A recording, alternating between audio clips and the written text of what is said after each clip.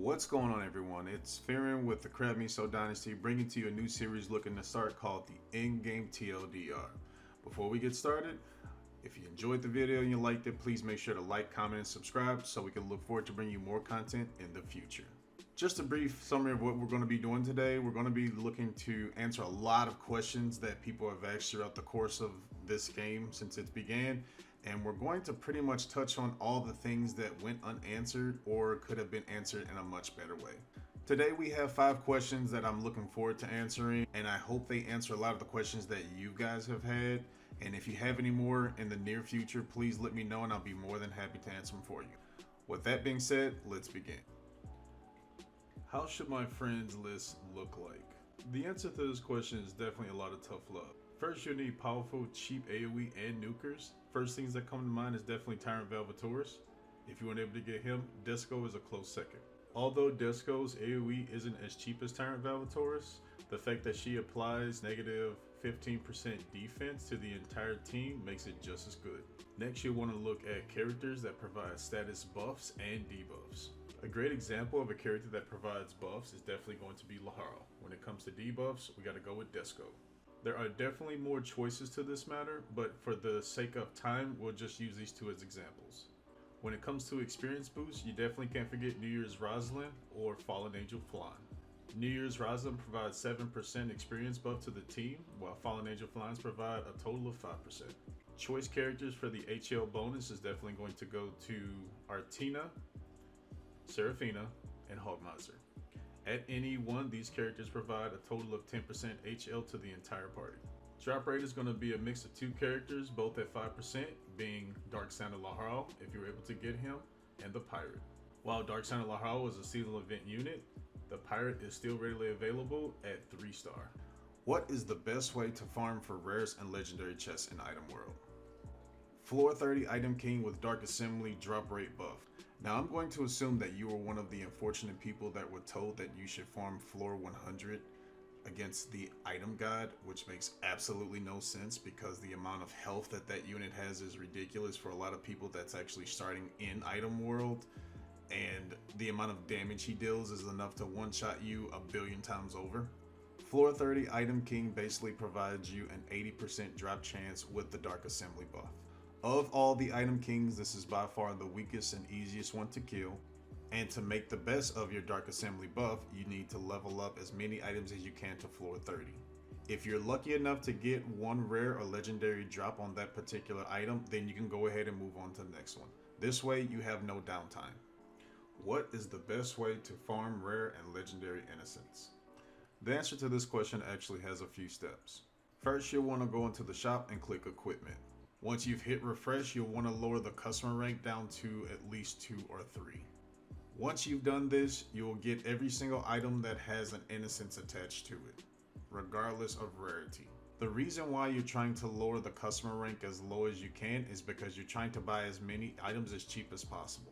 Once you purchase all the items, you'll notice that the innocence list is going to be a little confusing. Everything at the bottom is going to be mixed in. In order to stop this, simply go into the menu tab and hit title. Once you've hit title, it should bring you to the start screen of the game, in which now your inventory will actually be refreshed. Once you return to your inventory, you'll notice that everything has now been sorted. Please keep in mind these question marks are more towards the actual value of the innocence and not the actual innocence itself. A great example would be that in the ambition column, all of the ambitions at the top will be experience, while the ones actually starting at the bottom will actually be for HL. Foundation will be a little different, however, with the foundations at the top being primarily for HP and the foundations being at the bottom specifically for speed. The same will apply to physical, the top ones being primarily for attack and the ones starting from the bottom primarily being for defense. As you can see here from the items we purchased, one of them had a legendary innocence on it. Once you've figured out which item that is, simply click it and hit details. Once you've hit details on the item, hit Item World. Once you're in the Item World screen, simply go ahead and hit Go to Item World and start the battle. I highly recommend that if you're going to farm these, make sure you actually get the likelihood of capturing them up to 100%. There has been several occasions where I've let them run away from me at 95, and I'm telling you, it's the worst. What's the best way to enhance your cheese team without leveling the Power Rangers? Shout out goes to Shokatosha for showing this one to us. Most in-game players will actually farm boots in R35 rare and legendary in order to increase the amount of slots that are available on the item. These slots provide you to put in rare and legendary innocents that increase speed to where you can actually have a speed of 8 if not 10. In a cheese composition, speed is everything. Having R35 actually drop a rare or legendary boot is a really great thing, but the chances of this happening are slim to none. With that being said, we're going to show you an even better way that'll actually help this with not only your cheese comp, but your entire team period. Boots that have 4 speed can be found on both the 19th customer rank and the 23rd customer rank. To guarantee that these will actually show up as often as possible, you want to change the customer rank to one level above it, being 20 and 24. The rank 23 boots that we're looking for are known as the wing boots. Simply take a look at them and look for only the ones that have a total of a population of 6 slots. 6 slots make it easier to get at least 8 speed on a particular boot. As you can see with these customer rank 19 boots known as Arrow Sneakers, we were able to easily hit 8 speed. The mitigation provided from boots isn't very much, so this particular strat is very ideal. If I don't have Tyrant Velvetoris, how else can I be floor 25 of Overlord's Tower? Remember that one character you have about 10 copies of in your inventory that the game practically gave you half of them for free? You know, the one character that does a lot of damage to females and prannies, which just so happens to be one of the things in this particular fight. Not only was she free, but she's also the background of this particular image. I am of course talking about Edna. The strategy that we're going to use today requires you bringing Edna, 1 to 2 single target AoE healers, and a few buffers.